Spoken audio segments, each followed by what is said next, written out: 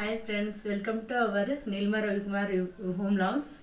ಇವತ್ತು ನಾನು ಪಾಲಕ್ ಚಪಾತಿ ಹೇಗೆ ಮಾಡೋದು ಅಂತ ಶೇರ್ ಮಾಡ್ತಾ ಇದ್ದೀನಿ. ಇದು ಒಂದು ಸುಲಭವಾಗಿ ಮತ್ತು ಆರೋಗ್ಯಕರವಾದಂಥ ರೆಸಿಪಿ ಆಗಿರೋದ್ರಿಂದ ಇದನ್ನು ನಾವು ತುಂಬ ಈಸಿಯಾಗಿ ಇಮಿಡಿಯೇಟಾಗಿ ಅವಾಗಿಂದ ಅವಾಗ ಮಾಡ್ಕೋಬೋದು. ಬಿಸಿ ಬಿಸಿಯಾಗಿ ಮಾಡ್ಕೊಂಡು ತಿನ್ನೋದ್ರಿಂದ ತುಂಬ ಚೆನ್ನಾಗಿರುತ್ತೆ, ಟೇಸ್ಟ್ ಕೂಡ ಚೆನ್ನಾಗಿರುತ್ತೆ, ಹಾಗೆ ಆರೋಗ್ಯಕರ ದೃಷ್ಟಿಯಿಂದನೂ ನಮಗೆ ತುಂಬ ಒಳ್ಳೆಯದಾಗಿರೋದ್ರಿಂದ ಈ ರೆಸಿಪಿನ ಇವತ್ತು ನಾನು ನಿಮ್ಮ ಜೊತೆ ಶೇರ್ ಮಾಡ್ತಾ ಇದ್ದೀನಿ. ಬನ್ನಿ ನೋಡೋಣ ಯಾವ ರೀತಿ ಮಾಡೋದು ಅಂತೇಳಿ.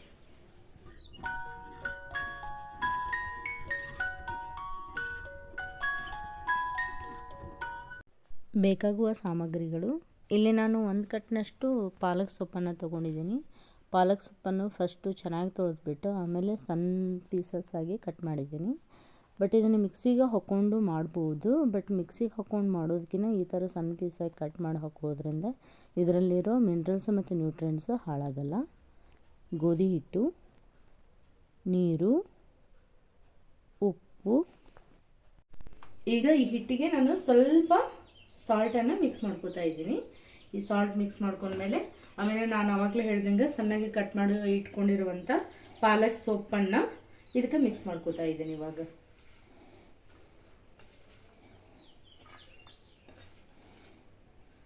ಬಟ್ ನಾವಿಲ್ಲಿ ಮಿಕ್ಸಿ ಮಾಡ್ಕೋಬಾರ್ದು. ಮಿಕ್ಸಿ ಮಾಡಿಕೊಂಡು ಮಾಡ್ಕೋಬೋದು, ಟೇಸ್ಟು ಚೆನ್ನಾಗಿರುತ್ತೆ, ಬಟ್ ಅಷ್ಟು ಹೆಲ್ತ್ ಬೆನಿಫಿಟ್ಸ್ ನಮಗೆ ಸಿಗಲ್ಲ. ಸೊ ಇದೇ ರೀತಿ ಮಾಡಿಕೊಡ್ರಿ. ನಾನು ಯಾವುದೇ ರೆಸಿಪಿ ಮಾಡಬೇಕಾದ್ರೂ ಕ್ವಾಂಟಿಟಿ ನಿಮ್ಗೆ ಇಲ್ಲಿ ಹೇಳ್ತಾ ಇಲ್ಲ, ಕ್ವಾಂಟಿಟಿ ಮೆನ್ಷನ್ ಮಾಡ್ತಾ ಇಲ್ಲ. ಯಾಕಪ್ಪ ಅಂತಂದರೆ ನಾನು ಯಾವುದೇ ಕ್ವಾಂಟಿಟಿ ಸ್ಪೂನಿಂದ ಗ್ಲಾಸಿಂದ ಮೆಜರ್ಮೆಂಟ್ ಮಾಡಿ ನಾನು ಯಾವುದೂ ಮಾಡಲ್ಲ. ಸೊ ನಾನು ಇದೇ ರೀತಿ ಅಂದಾಜವಾಗಿ ನೋಡಿಕೊಂಡು ಅದಕ್ಕೆ ಎಷ್ಟು ಬೀಳುತ್ತೆ, ಎಷ್ಟು ಸರಿ ಹೋಗುತ್ತೆ ನೋಡಿಕೊಂಡೇ ಮಾಡೋದು. ನೀವು ಕೂಡ ಅದೇ ರೀತಿ ಮಾಡ್ತೀರಾ ಅಂತ ಅಂದ್ಕೊಂಡಿದ್ದೀನಿ. ಈ ಥರ ಎಲ್ಲ ಮಿಕ್ಸ್ ಮಾಡಿಕೊಂಡು ಚಪಾತಿ ಹಿಟ್ಟು ರೆಡಿ ಮಾಡಿ ಇಟ್ಕೊಂಡಿದ್ದೀನಿ ನಾನು. ಇದನ್ನು ಒಂದೆರಡು ನಿಮಿಷ ನೆನೆಲಿಕ್ಕೆ ಬಿಡೋಣ. ಫಸ್ಟೇ ನೀವು ಹಿಟ್ಟನ್ನ ಗಟ್ಟಿಯಾಗಿ ನಾದ್ಕೋಬೇಕು. ಮೆತ್ತಗೆ ನಾದ್ಕೊಂಡ್ರೆ ಈಗ ಆಮೇಲೆ ಪಾಲಕ್ಕೆಲ್ಲ ನೀರು ಬಿಟ್ಬಿಟ್ಟು ಮತ್ತೆ ಮೆತ್ತಗಾಗುತ್ತೆ. ಸ್ವಲ್ಪ ನಾದಬೇಕಾದ್ರೆ ಸ್ವಲ್ಪ ಗಟ್ಟಿಯಾಗಿ ನಾದ್ಕೊಡಿ.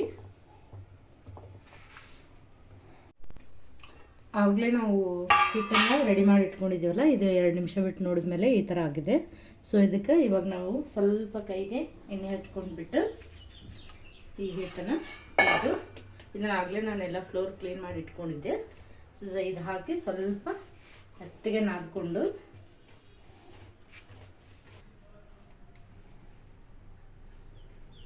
ಇವಾಗ ನಾವು ಇಷ್ಟಿಷ್ಟು ಸಣ್ಣ ಸಣ್ಣ ಉಂಡೆಯನ್ನು ಮಾಡ್ಕೋಬೇಕು.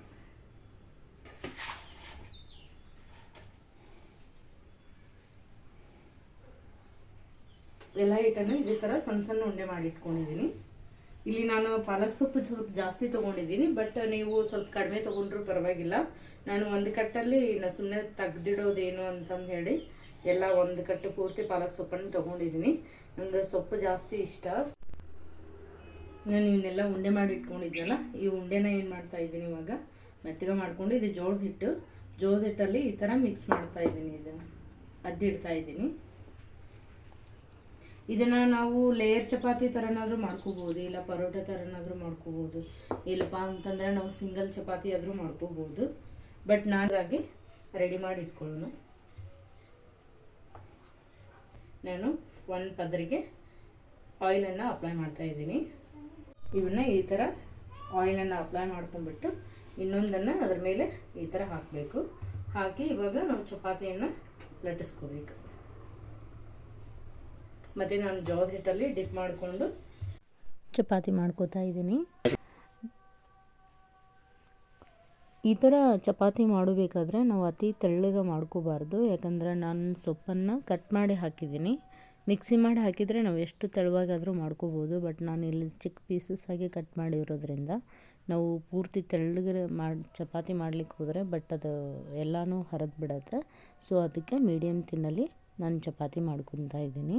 ಸೊ ಅದಕ್ಕೆ ನನಗೆ ಕರೆಕ್ಟಾಗಿ ಸೇಪ್ ಬೇಕು. ಕೆಲವೊಬ್ಬರೆಲ್ಲ ಸೇಪ್ ಎಲ್ಲ ಚೆನ್ನಾಗಿಲ್ಲ, ಕೆಲವೊಬ್ರಿಗೆಲ್ಲ ರೌಂಡ್ ಸೇಪ್ ಬರ್ತಾ ಇರೋಂಗಿಲ್ಲ. ಅವ್ರಿಗೆ ಏನು ಮಾಡಬೇಕು, ನಾನು ಇಲ್ಲಿ ತೋರಿಸಿರೋವಂಥ ಒಂದು ಡಬ್ಬ ಮುಚ್ಚಳಿಕೆ ಅಥವಾ ಒಂದು ಪ್ಲೇಟ್ ಯಾವುದೋ ಒಂದು ತೊಗೊಂಡು ಅದರ ಚಪಾತಿ ಮೇಲೆ ಇಟ್ಬಿಟ್ಟು ಈ ಥರ ಸುತ್ತಲೂ ಇರೋ ಎಕ್ಸ್ಟ್ರಾ ಚಪಾತಿಯನ್ನು ತೆಗೆದುಬಿಟ್ಟು ಕಟ್ ಮಾಡಿಕೊಂಡ್ರೆ ನಮ್ಗೆ ರೌಂಡಾಗಿರುವಂಥ ಚಪಾತಿ ರೆಡಿಯಾಗುತ್ತೆ. ಆ ಚಪಾತಿನ ತೊಗೊಂಡು ನಾನು ಇವಾಗ ಬೇಯಿಸ್ತಾ ಇದ್ದೀನಿ. ಸೊ ಚಪಾತಿ ಯಾವತ್ತೂ ಬೇಯಿಸ್ತಿರ್ಬೇಕಾದ್ರೆ ನಾವು ಹೈ ಫ್ಲೇಮಲ್ಲಿ ಬೇಯಿಸ್ಬೇಕು. ಹೈ ಫ್ಲೇಮಲ್ಲಿ ಬೇಯಿಸೋದ್ರಿಂದ ಚಪಾತಿ ಸ್ಮೂತಾಗಿ ಬರುತ್ತೆ ಮತ್ತು ಬಿರುಸಾಗಲ್ಲ, ಚೆನ್ನಾಗಿ ಬೇಯುತ್ತೆ ಚಪಾತಿ. ಸೊ ನಾನಿಲ್ಲಿ ಪಾಲಕ್ ಚಪಾತಿ ಮಾಡ್ತಾ ಇರೋದ್ರಿಂದ ನಾನು ಸ್ವಲ್ಪ ಆಯಿಲನ್ನು ಅಪ್ಲೈ ಮಾಡ್ತೀನಿ. ನಾನು ಮಾಮೂಲಿ ಚಪಾತಿ ಮಾಡಿದರೆ ಆಯಿಲ್ ಅಪ್ಲೈ ಮಾಡಲ್ಲ, ಬಟ್ ಇಲ್ಲಿ ಪಾಲಕ್ ಚಪಾತಿ ಮಾಡ್ತಾ ಇರೋದ್ರಿಂದ ಆಯಿಲ್ ಅಪ್ಲೈ ಮಾಡ್ತಾ ಇದ್ದೀನಿ.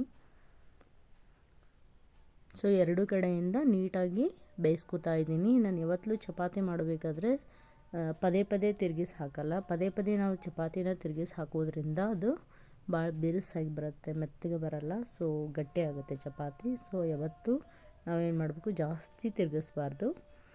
ಒಂದು 2-3 ಸರಿ ತಿರುಗಿಸಿ ಹಾಕಿದರೆ ಸಾಕು. ಬಟ್ ಚಪಾತಿ ಮಾಡಬೇಕಾದ್ರೆ ಚಪಾತಿ ಚೆನ್ನಾಗಿ ಬೇಯಬೇಕು, ಹಸಿ ಬಿಸಿ ಇರಬಾರ್ದು. ಹಸಿ ಬಿಸಿ ಇದ್ದರೆ ಅದು ಹೆಲ್ತ್ ಪ್ರಾಬ್ಲಮ್ಸ್ ಸ್ಟಾರ್ಟ್ ಆಗ್ತವೆ. ಸೊ ನಾನು ಬೇಯಿಸಿರೋಂಥ ಚಪಾತಿ ಈ ಥರ ಬಂದಿದೆ, ಸ್ಮೂತಾಗಿ ಮೆತ್ತಗೆ. ನೀವು ನೋಡ್ತಾ ಇರ್ಬೋದು, ವಿಡಿಯೋದಲ್ಲಿ ಕಾಣಿಸ್ತಾ ಇದೆ.